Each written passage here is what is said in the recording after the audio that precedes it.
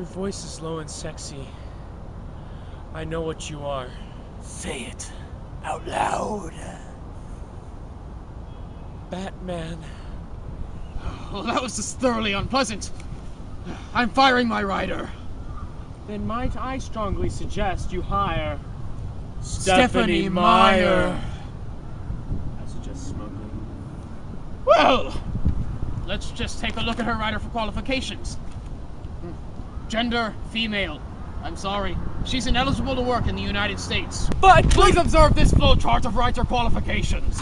As you can see, the only way I'll hire a rider is if they are of a fairly controversial religious background. Keeps things interesting. But she is Mormon. She's hired! Really? I gained 47% of my testosterone from the Book of Mormon. It's my favorite touch and feel book. The book. I think you have the Book of Mormon confused Now with... then, what can Miss Meyer do for Zelda? I'd like to read an excerpt from Meyer's proposed storyline for Skyward Sword. I explain as I lift the paper, holding it in my hands while lifting it with my fingers. Smugly. Do you even know what smugly means? Because, if not, I'm pretty much it. I rode Epona out of Kakariko with the windows rolled down. It was roughly 75 degrees for roar height, average for Hyrule. It was pretty much the exact same day that it always was. Even the clouds were in the same place. I was wearing my favorite shirt, green, without any other real defining features. I had forgotten pants. Aloft in the sky was Skyloft. It was on the clouds, so there wasn't much weather to speak of, but I thought I'd burn pretty easily with just the ozone protecting me, especially since we hadn't yet found a greener form of transportation than horseback. I took the credit for thawing out King Zora as a child, but global warming did all the work. To tell you the truth, all the fuss over being Hyrule's hero was driving me up the wall. Even the scores of chick throwing themselves at my feet just reminded me of how much everything else sucked. I was to Skyloft that I now exiled myself. An action that I took with great horror. I detest Skyloft. The real estate is ridiculous, and no actual ground means no plumbing. Not that I needed a toilet. Link, Zelda had said to me, the Adam's apple in her delicious neck quivering. And yes, she had an Adam's apple. It was a side effect from the sheep transformations. You don't have to do this. Yeah, I replied, my forest green eyes reflecting in her not important enough to describe eyes. It was a 4-hour flight to Skyloft, but since we hadn't invented planes yet, I had to ride Epona all the way there. While it took her some time to gain altitude, the feeling of the wind whipping through my dirty blonde hair made it all worthwhile. I knew I wasn't the most attractive man in Hyrule, but I was just as attractive as an example of something you would find attractive. And that's all the detail necessary. During the flight, I had a lot of time to angst over leaving Zelda behind. Things probably would have never worked in the first place. Perhaps it was the language barrier, or my disconcerting habit of holding my bowels for long periods of time. More likely than not, it was Ganondorf and his vampiric tendencies.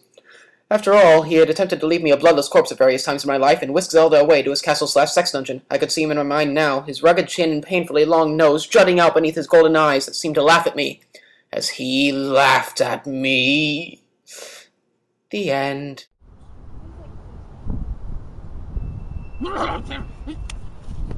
Well, that was definitely a new direction for the Zelda series. I'm not sure it's what they'd be looking for, though. Why smugly not? Link's appearance is pretty much set in stone. They expect him to look what he looks like, and they'll be disappointed if he isn't. Same thing with Ganondorf. I mean, nobody really cares about his hazel eyes.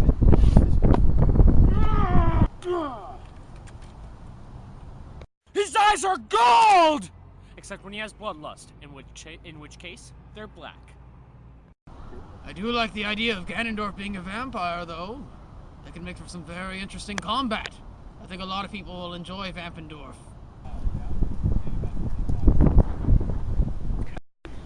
It pains me to know that somewhere in Asia, child labor was wasted on that shirt.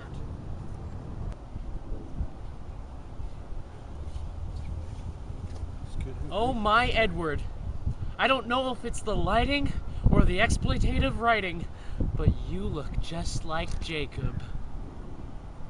Believe me, if I took my shirt off, you'd fall into a sensual coma for decades. And the hospital wings are already full. I'm sure you'll find somewhere to put me. Well, I guess we could. Wait! No, they closed down Guantanamo Bay. Goodbye.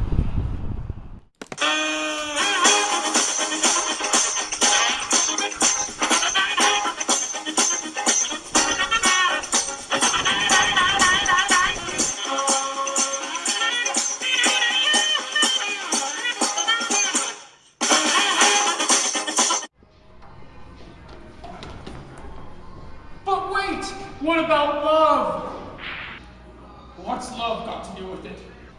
Strap yourself down, Tina Turner, because you're in for the love Triforce of a century.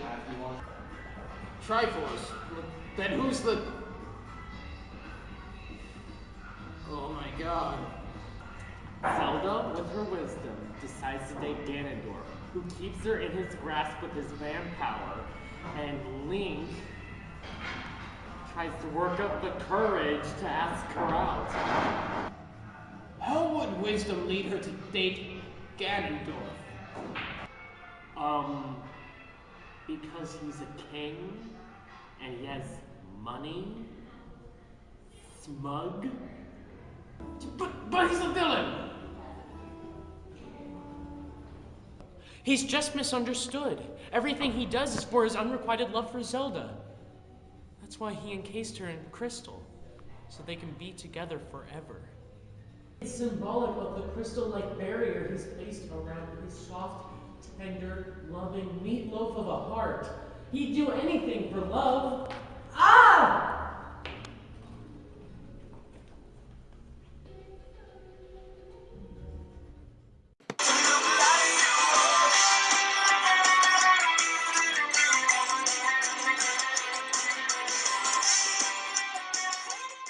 His mustache is coming off. Okay. It's so cold, his mustache Okay. is coming off. So cold. Action! We fall into a sensual coma for decades, and the hospital wings are already full.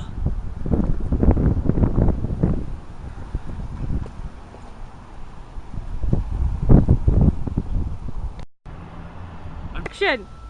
I think you have the Book of Mormon confused. Now then, what can Miss Meyer do for Zelda? Well, she can give you more mustaches.